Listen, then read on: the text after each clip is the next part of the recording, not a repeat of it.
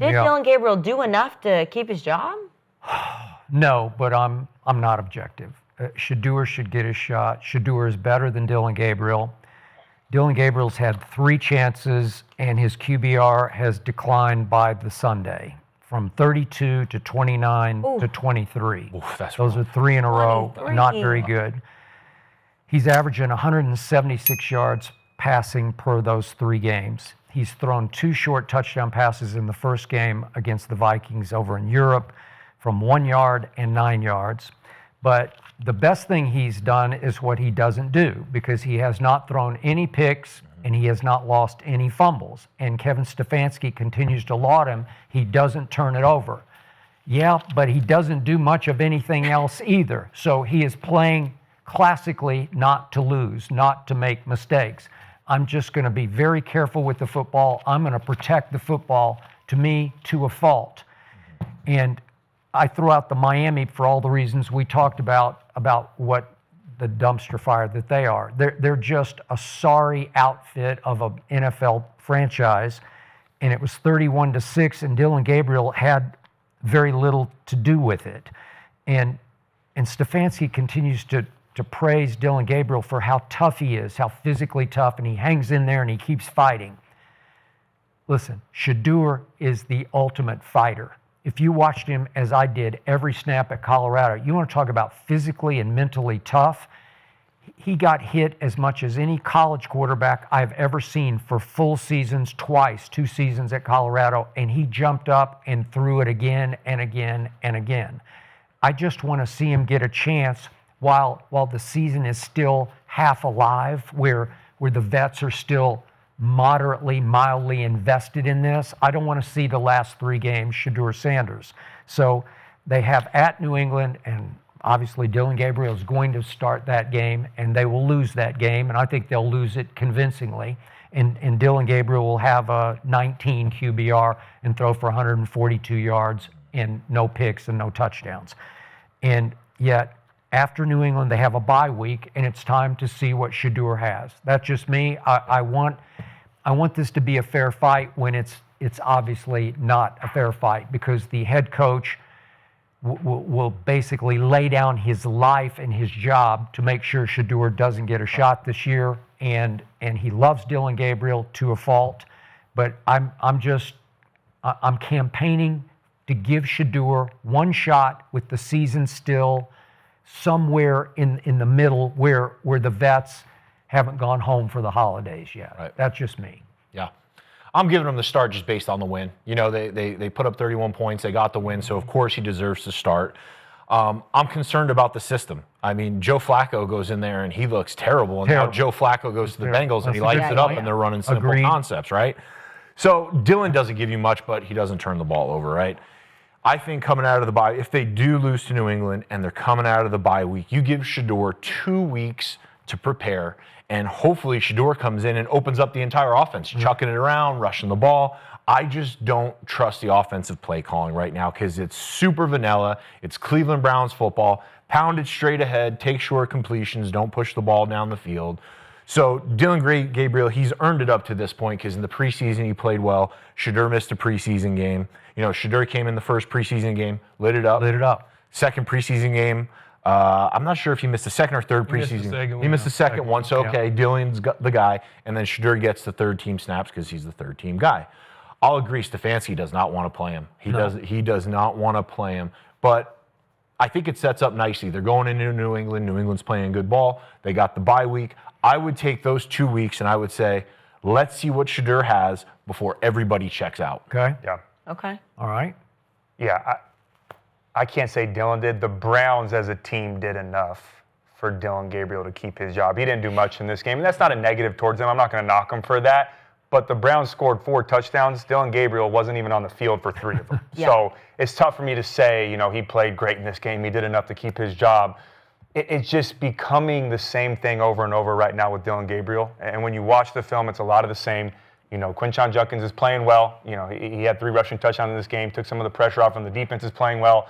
But right now it feels like Dillon Gabriel is who he is. And a part of that is Kevin Stefanski, but there's times in this game where he gave him opportunities and he's missing some of those. So the biggest issue I have with Dillon Gabriel when you watch the film is the first one is, yes, He's not turning the football over, and he didn't turn it over in this game, which is great when you have these bad weather games. You got to protect the ball, force the other team to make the mistakes, which they did, but he's still having some of these turnover-worthy throws, and he had a lot against the Steelers, and then I counted 2 more again against Miami with only 13 completions and 18 attempts. So he's still putting the ball at risk, even though they're not making a play on the football. You have to clean that up. The other thing that concerns me right now with Dillon Gabriel is he's not processing at a high level. Yeah. There's a play down, and I flash back on the film, down in the red zone early in the first quarter. He has Jerry Jeudy come in motion. He's running a little spot route, kind of like what we talked about with Tua, and then you have Ford going down the sideline on a wheel route. My eyes go to that corner and then that outside backer. What are they doing? If they crash down, immediately my back foot's in the ground, I go ball to the wheel. If it's not, then I reset back to the spot route. He just locks on Jeudy, who falls down, and then he still throws him the football after he falls down, and Ford is wide open down the sideline with his hands up saying, hey, I'm right here, get me the ball. Those are rookie concepts. Those are easy concepts to where you should have points on the board. Instead, we have to settle for 3.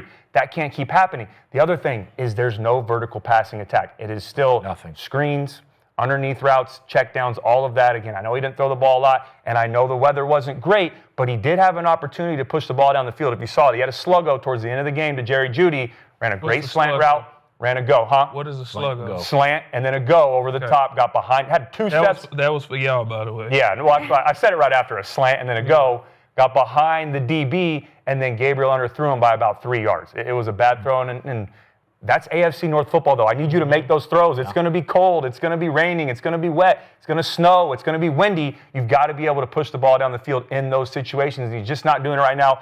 Positives, he did have a good throw on the run, got outside the pocket, going to his left, had a really good throw on 3rd down. But other than that, it's tough for me to say, he's doing things to keep his job. It's more so the team around him in that game played so well that he gets another opportunity.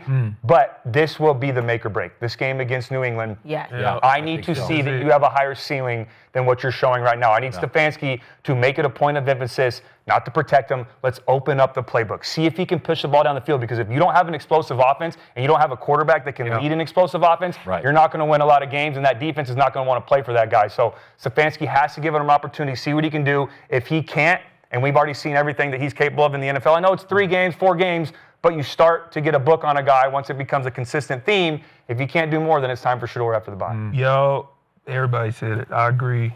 If they're going to put Shedeur in, it should be after this game. My only concern is not Shedeur, it's this game. He didn't do nothing to lose to keep the job. He just didn't do nothing to lose it. And he's not turning the ball over. Like you said, this is a make or break game. Yeah. If he plays decent, just better than he's been playing, and this game is close or they win it, my only concern is we might not see Shedeur for a while. You know why? Because one thing Dillon is not doing is turn the ball over. And coming out of the bye, they play 3 teams that don't take the ball away. Well, and can't stop, and they can't stop the run. Balls. They're playing the Jets, Baltimore, and the Raiders. Yep. All they're going to do is hand the ball off and have him protect the ball. Yep. So if he plays decent enough, that's what scares me. But this is the make or break game, because it's like, come on, man, we seeing it. We're seeing it. And if he's like, make the switch, because you get 2 weeks to say, this is what he did, Joe Flacco. This is what he does. Now we know what he does. Let's build something around him. Give him 2 weeks to prepare and go into this game confident. He's going to have confidence. But with 2 weeks to prepare, sit in the building, sit in those meetings. What do you like? What don't you like? Coach, I don't really know. Make it fair.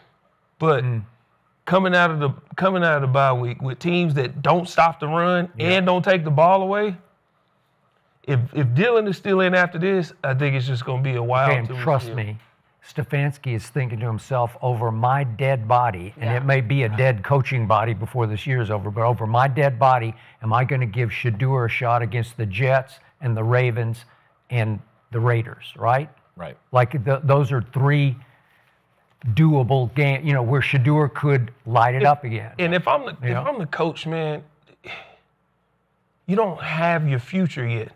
Like, you don't know. Yeah. So this is a year where let's be honest, are they playing for a spot? No. than not. So put Shedeur in and let's see what we got moving forward. That's been my but he point. doesn't want to look bad. Even if Dillon plays well, just these put next him in. couple of Let's see games, what we got. Give Shedeur the same opportunities. That's compare exactly. and say, okay, this is a guy, or maybe neither one of them are the guy, or maybe Stefanski's not the guy, and we've got to look somewhere else. But if you don't give him a fair shot, you're never going to know. You're never going to evaluate the right way. But that's been my whole point, and I know people are on my ass. Hey, I've been in Cleveland. All right, we get it. I've been inside that organization. They struggle to do well with their quarterbacks. They struggle to do right by their quarterbacks, and that's what concerns me right now for Dillon and Shedeur, is that they're not going to be given the right opportunity or get an opportunity at all to show what they can do, and then they're right back where they started next year. Yeah. It might be a tough evaluation on Shedeur, too. They bring him into this simple offense. They don't open it up for him. They don't let him move around and make the big plays down the field. You know, this is the AFC North. We run the ball. We play stout defense. Yeah. And with Judkins running the ball, I love him. That kid totes the rock hard. He does. And that defense is nasty. I mean, that defense it's built to win in the AFC North. But here's the difference. And this is why most people believe that Shedeur is the answer currently. Dillon Gabriel doesn't play well off schedule. When his read ain't there, that's why he's not turning the ball over. He's like, let me just give it to him. Yep. Shedeur's a playmaker. He is. He's a playmaker. Mm-hmm. A lot, I even have issues with him taking too many sacks. Yeah. You can't do it in this He league. had nobody blocking from Colorado. However, he's a playmaker. The ball ain't. Go back and look at the first It's the preseason. Who cares? You don't look at, the playbook is real vanilla. You throw basic coverages, basic stuff. Right. But a lot of what he did was off schedule. It wasn't, he got the ball in his hand, but a lot of what he did was off schedule. Put him in the game for, at worst, which is what Jackson Dart is doing. He's playing off schedule. If it ain't there, I'm going to make a play. Yeah. That's Shedeur he's going to go make a play. At least he's going to try to go make a play. Yeah. Dillon is just like, do something. Yeah. You know, at worst, put him in for that reason. Hypothetically, if Shedeur had started from start this year at Cleveland, game 1 against Joe Burrow and the Bengals, right now the Browns would be the talk of the NFL world, because with Judkins' emergence and with that nasty defense, it's made for Shedeur because the vets love him, and it would have lifted off. Everybody would have been excited about Shedeur making plays, trying to win games as opposed to not losing games. Mm-hmm. So again, they have their franchise quarterback sitting right there at quote-unquote second string. Yep. And he's the most popular third-string quarterback in the history of the league. Time. Yeah. But that's again goes back to that point, though, and I don't disagree with you, but I'm saying we saw Flacco struggle, then he goes to Cincinnati and right. does that. But that's why I'm worried about Shedeur. I know the Bengals have Jamar Chase, T. Higgins. The Browns don't have that. No. But still, you can see in the play calling and the difference that they have from one place to another. Yeah. No matter who's in there, that's where the Stefanski conversation comes into play. Is he going to be even given an opportunity to succeed right now? So, but I'm with you. Even if Dillon plays well these next couple of games, still give Shedeur a shot. Let him get his opportunity, compare the two, and then make a decision going forward. It's kind of set up. Last thing, it's kind of setting up nice for Shedeur, right? They got a tough match with New England. They're going to have to score some points. They're going to have to control the ball, keep Drake May and them off the field, right? Yep. If Dillon Gabriel comes out of there with a bad loss or turns the ball over, it's Shedeur time. Well, before closing up, I do want to get just one word picks. We got Thursday Night Football coming up. We're not going to be on.